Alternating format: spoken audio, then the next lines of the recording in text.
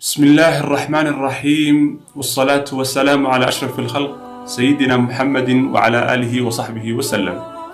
أما بعد، السلام عليكم ورحمة الله تعالى وبركاته. كسود هذا channel كنا دعوة أونلاين.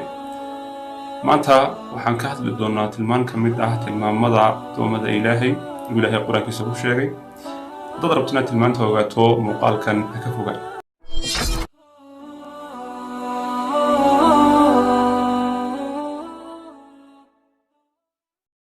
مقالكم waxay la socodsiin wararkan Cabdiraxmaan Mahdi mar walba iyo meel walba oo joogtaan waxaan rajaynaynaa inaad caafimaad qabtiin khayr fara badan iyo farxadna waan idin rajaynay haddaba ilaahay waxa uu leeyahay bacda a'uudu billahi minash shaytaanir rajiim والذين لا يدعون مع الله إلها آخر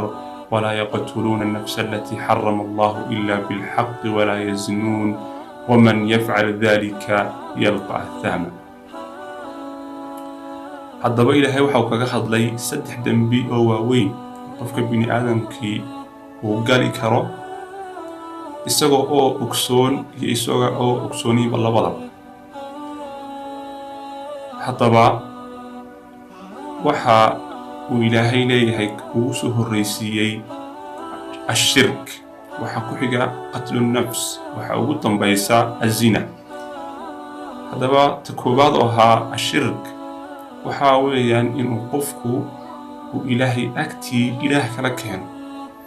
uu nicmada la wadaajiyo, uu abuurka la wadaajiyo, uu cibaadada la wadaajiyo, oo wax walba oo ilaahay leeyahay uu la wadaajiyo. dadka bini aadamkii shirkad way yeeshaan oo wax way wadaagaan, laakiin ilaahay marka abuurka la yidhaa, cibaadada la yidhaa, ducada la yidhaa, keli ahaanta la yidhaa isaga keli hata weeyaan oo cid kale oo la wadaagtaa ma jirto. oo ilaahay waxa uu leeyahay haddii ilaahyo kale ay jiri lahaayeen arlada guudkeega ama kownkanba u fasaadi lahaa kownka, oo badhna badhbay sarrayn lahaayeen, badhna badhbay ku hoosayn lahaa sidan caadiga ee dadku yihiin maanta ee la noqon lahaa. haddaba waxaa ku xigta tan qatlu nafs oo dembi xun oo qof laga galo. waxa weeyaan in naftii uu ilaahay isagu gashaday inaad qofka kaga goyso si kas ah uga goyso weliban. haddaba waxa uu ilaahay leeyahay wamaa kaana limu'minin an yaqtula mu'minan ilaa khata'a. mu'min dila qof mu'min keli hata waxay ku dhacdaa inuu u kasin oo ku khaldamo, laakiin haddii waxa uu leeyahay uu ilaahay dilo qof mu'mini qof kale, qofkaasi waxa lagu leeyahay tawba. marmarna culimmadu waxay yidhahdaan tawba ma leh, qofkaasi sidii uu nafta u gooyey ayaa ay ka tahay. laakiin waxaan leenahay waxa uu ilaahay leeyahay in allaha laa yaghfiru an yushraka bihi wa yaghfiru maa duuna dhalika liman yashaa. haddaba ilaahay toobada baabkaas u bannaan yahay, laakiin in aad gashaay waa shay aad iyo aad u xun oo ilaahay waxa uu isku daba dhigay cadho iyo lacnad iyo cadaab kulul oo qofka ka xanuujiya ayuu isku daba dhigay. markaa run ahaantii dadkeennu inay isdilaan ma aha. dadka dhiigga muslimka xalaashadayna ama gaal ha ahaado ama muslim ha ahaado ama muslim isku sheeg ha ahaado uma bannaano. markaa inaan iska ilaalino run ahaantii weeyaan.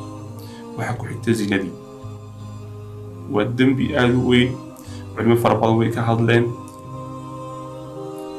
diinta islaamku waxa ay keentay waxaa jira kaa iska ilaaliya, waxayna keentay wixii qofka ka dhowrayay ayaaba ay keentay. oo suuratu nuur ilaahi waxa ku leeyahay waqul lilmu'miniin yaghuddu min absaarihim wayaxfaduu furuujahum dhalika azkaa lahum in allaha khabiirun bimaa yasnacuun. waxaad ku tidhaahdaa kuwa mu'miniinta ragga indhahooga ha laabaan, oo indhahooga marka cawrooyinka oo dhan maaha xitaa cawradu markaa cawrooyinka oo dhan indhahooga ha ka fogeeyaan muxuu ahaa sidoo kale waxa ibtooda iyo labada lugood waxa u dhaxeeyana in ay ka adkaadaan baa loo baahan yahay. waxaa kaa ku xiga وقل للمؤمنات أو آيات الرجل لقول شيء كبلارا هذا وقل للمؤمنات وإلهي وحوليه واحد كتر هذا قرض المؤمنات يغضضن من أبصارهن قلت لهم بركوا يكون عنده جو حلال وحي عورة إني كلابان وكإلاليان أما عورة رجها أهاته أما عورة مرهت أهاته إن النبض كإلاليان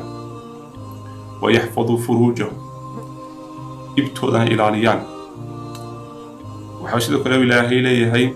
وليضربن بخمورهن على جيوبهن خمور تود أما محوها شلمضها أي حرينهن يأكو أستران لاب تودها أكو أستران وها قريان إلهي ليه ولا يبدين زينتهن إلا ما ظهر منها وهينا بروح دول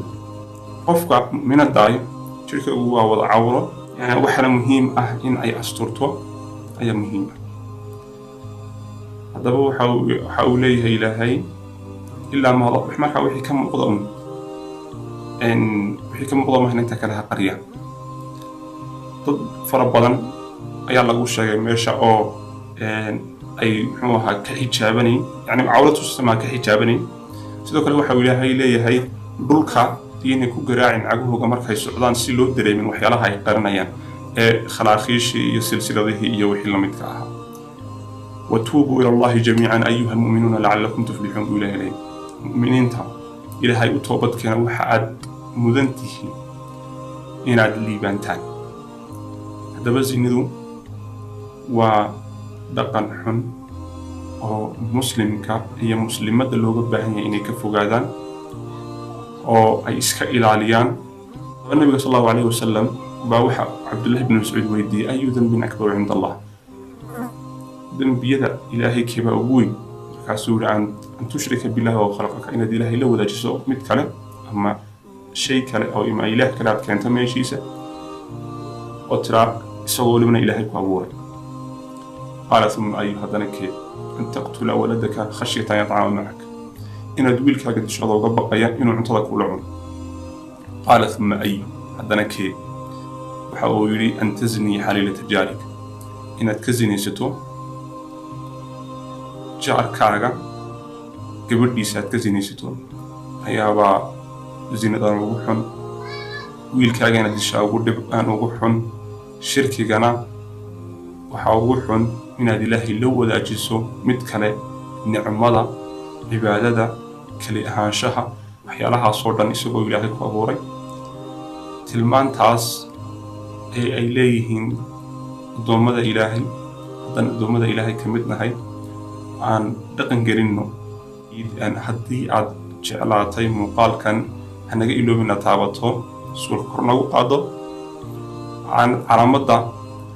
subscribe-ka noo taabato sidoo kale aad taabato jeliska ere ka soo baxaysaad wixii ugu dambeeyay la socotid sallallahu ala sayyidina muhammadin wa ala alihi wa sahbihi